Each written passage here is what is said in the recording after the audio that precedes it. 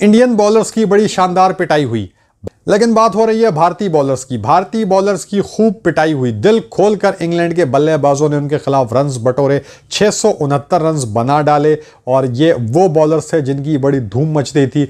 जसप्रीत बुमराह जो कि पूरे लंगड़ाते हुए दिखाई दिए, बिल्कुल भी फिट नहीं थे, ऐसा लग रहा था कि ज़ोर ज़बरदस्ती वो ये टेस्ट मैच खेल रहे हैं। बिल्कुल भी उनकी फिटनेस इस काबिल नहीं थी कि वो ये टेस्ट मैच खेल पाते। कमर पे हाथ है, कभी लंगड़ा रहे हैं, कभी क्या हो रहा है, कभी क्रैम्प्स पड़ रहे हैं, मैदान से बाहर जा रहे हैं। पूरे सेशन में एक एक ओवर करा रहे हैं, 11 रन्स खा रहे हैं। बुमराह अपनी पीक पे लगे नहीं। लगता है कि ऑस्ट्रेलिया में होने वाली बॉर्डर गवास्कर ट्रॉफी में बुमराह को पूरी तरीके से निचोड़ दिया गया और जसप्रीत बुमराह जो है बिल्कुल भी अब वो तैयार नहीं है। जसप्रीत बुमराह ने 33 ओवर कराए, 114 रन दिए, 2 विकेटें हासिल की, लेकिन जसप्रीत बुमराह के रिटायरमेंट की बातें होने लगी हैं। अंशुल कंबोज, इनके बारे में एक मीम चल रही है कि अंशुल कंबोज बना टीम इंडिया पे बोझ। तो जिस तरीके से उन्होंने बॉलिंग कराई है, मेरा ख्याल है अपने करियर का पहला और आखिरी टेस्ट मैच उन्होंने खेल लिया।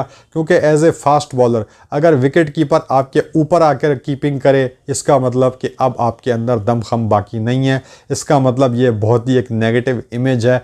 इसका मतलब कि अब आपका इंडिया के लिए दोबारा खेलना मुश्किल ही नहीं, नामुमकिन है। अंशुल कंबोज ने 18 ओवर कराए, 89 रन्स दिए, 1 विकेट हासिल की, पूरी तरीके से टीम इंडिया पे बोझ दिखाई दिए। हाईली ओवररेटेड मोहम्मद सिराज, जो कि मुंह से ज़्यादा बात करते हैं, बॉलिंग से कम बात करते हैं, उनकी ज़ुबान ज़्यादा चलती है, बॉलिंग में उनकी उतनी सलाहियत है नहीं जितना वो ज़ुबान से टॉन्टबाजी करने, तानाबाजी करने में महारत रखते हैं। तो ओवररेटेड, लाउड माउथ और ओवर एक्टिंग की दुकान मोहम्मद सिराज ने 30 ओवर में 140 रन दिए, 1 विकेट हासिल की, लेकिन बिल्कुल ही बेअसर दिखाई दिए। इंग्लिश बल्लेबाजों ने खूब रन्स बटोरे मोहम्मद सिराज के खिलाफ और मोहम्मद सिराज का बल्ले मार मार के मुंह सुजा दिया।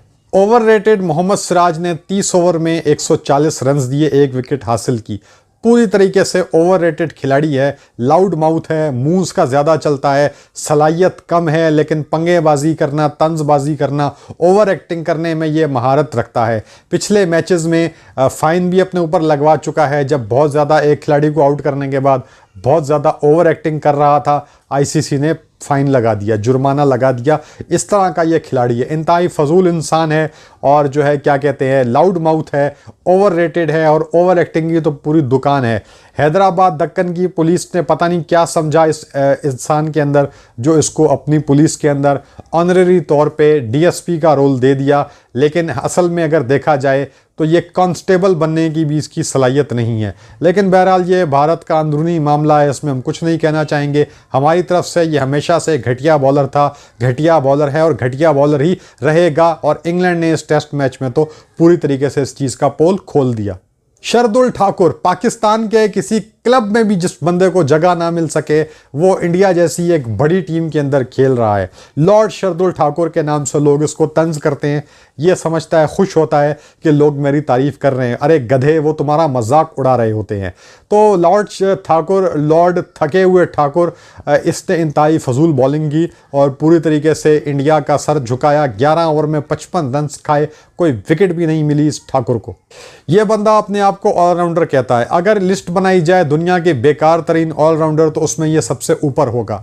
इसके जैसा फजूल खिलाड़ी टीम इंडिया में क्या, कीनिया की टीम में भी नहीं मिलेगा, पीएनजी की टीम में भी नहीं मिलेगा। हम अपने मुल्क में फ़हीम अशरफ हो गए और इस तरह के खिलाड़ियों पे टॉन्ट करते हैं, लेकिन देखा जाए तो वो भी इनके आगे आपको सुपरस्टार दिखाई देंगे। इस शार्दुल ठाकुर जैसे चपड़ गंजुओं के आगे फ़हीम अशरफ आपको जैक कैलिस नज़र आएगा। इस जैसे जो है ना फजूल किस्म के, जाहिल किस्म के खिलाड़ी के पीछे पता नहीं इसकी क्या सेटिंग है, क्या पर्ची है, क्या इसके पीछे से कोई मामलात हैं कि ये हर बार इंडियन टीम में जगह बना लेता है। हालांकि टैलेंट इसमें टकेगा नहीं है, 2 पैसे की इसके अंदर सलाहियत नहीं है, ना बैटिंग आती है ना बॉलिंग आती है, ऑलराउंडर बन के टीम में आया हुआ है। इससे तो अच्छा है कि इंडियन टीम को हार्दिक पांड्या के पैर पकड़ लेने चाहिए थे कि भाई 5 टेस्ट मैचेस की सीरीज़ है, 3 टेस्ट मैच तू खेल लेना बतौर ऑलराउंडर, 2 टेस्ट बीच में रेस्ट कर लेता, वो एक बहुत बेहतरीन फैसला होता। लेकिन ये ठाकुर ठुकुर जैसे खिलाड़ियों को टीम में डालना, मैं समझता हूं कि ये टीम इंडिया की तौहीन है। यशस्वी जायसवाल की परफॉर्मेंस भी कुछ मिली जुली रही। पहली इनिंग में आते हैं 104 रन बनाते हैं, फिर 4 रन बनाते हैं,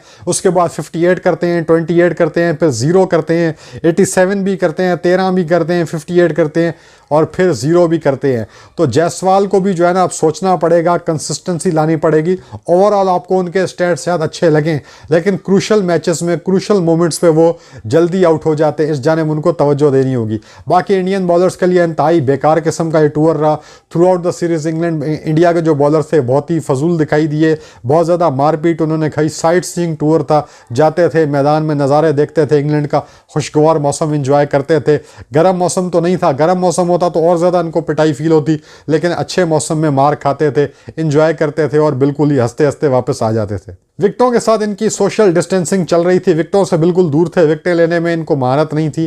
कोशिश यही करते थे कि विकेटें अपने आप ही मिल जाएं, खुद ब खुद मिल जाएं, खुद से ज़्यादा एफर्ट नहीं कर पा रहे थे।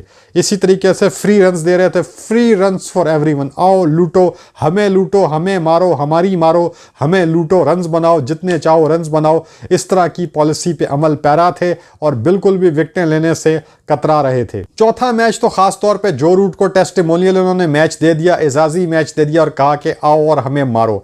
तो जो रूट ने इनको 152 रन्स मारे और बहुत ही शानदार बैटिंग की। इंडियन बॉलर दिल खोलकर रन्स बटोर रहे हैं। 5 टेस्ट मैचेस की सीरीज है। बॉलर बिल्कुल थक चुके हैं, बहुत ही पक चुके हैं, बिल्कुल ही उनके अंदर अब सलाहियत बाकी नहीं है कि अगला टेस्ट मैचेस, मुझे यकीन नहीं आ रहा कि बुमराह, सिराज, ठाकुर, अंशुल कंबोज ये लोग अगला टेस्ट मैच कैसे खेलेंगे, मुझे समझ नहीं आ रहा। न्यू टैक्टिक, इंग्लिश अखबारों ने ये बहुत ज़्यादा इस चीज़ को हाईलाइट किया और एक लाइन, एक जुमला बड़ा मशहूर हुआ, डेथ बाय 1000 बाउंड्रीज। तो 1000 बाउंड्रीज इनके खिलाफ लगाई गई हैं इस टूर पे और पूरी तरीके से इंडियन बॉलर्स की डेथ हो चुकी है, ये मर चुके हैं, इनके अंदर कोई सलाहियत बाकी नहीं रही और मार मार के इनका भरकस निकाल दिया गया है, दुम्बा बना के इनको मारा गया, मुंह पे इनके थप्पड़े मारी गई, मुंह पे लाते मुक्के मारे गए, घूसे मारे गए इनको और बिल्कुल इनको बेहाल कर दिया गया है। अब मेरा नहीं ख्याल कि इनमें से कोई भी खिलाड़ी टेस्ट क्रिकेट खेलने के काबिल नहीं बचा। एक और चीज़ इंग्लिश मीडिया में बहुत ज़्यादा फैल रही है, गर्दिश कर रही है कि इंडिया के पास स्पिनर्स हैं, spinners who don't turn.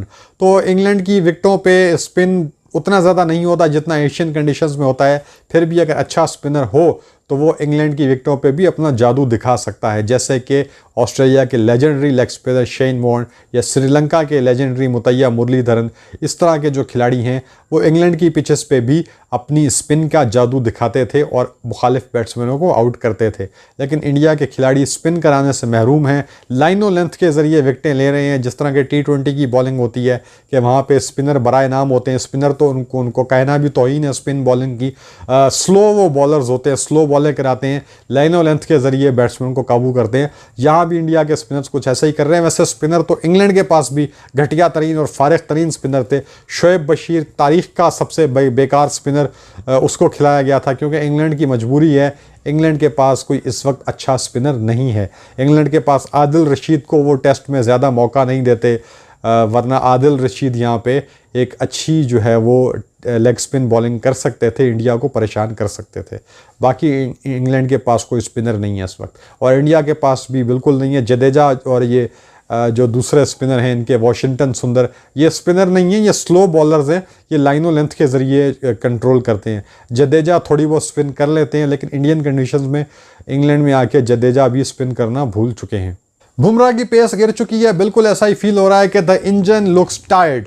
Navjot Singh Sidhu कहते हैं कि इंजन जो है वो थक चुका है, बुमराह थक चुके हैं। बुमराह टेस्ट क्रिकेट खेलने के लिए अब उनमें मज़ीद दमखम बाकी नहीं है। बुमराह का मज़ीद अगर फ़ायदा उठाना है तो उनको सिर्फ T20 और वनडे तक महदूद रखो। टेस्ट क्रिकेट अब बुमराह खेलेंगे तो बिल्कुल ख़त्म हो जाएंगे। एज भी बहुत ज़्यादा हो चुकी, जितना वो अपना जादू बुमराह जगा सकते थे 2024 वर्ल्ड कप में उन्होंने दिखा दिया।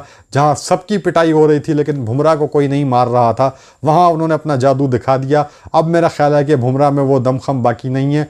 अब ये नए ज़माने के बल्लेबाज जसप्रीत बुमराह के ख़िलाफ़ आज़ादी के साथ शॉट्स खेलते हुए दिखाई देते हैं। तो दोस्तों इस वीडियो में इतना ही। हमारे चैनल को सब्सक्राइब कीजिए, हमारी वीडियोस को लाइक कीजिए, शेयर कीजिए और हमें यूं ही सपोर्ट करते रहिए। Thank you so much. खुदा हाफिज़।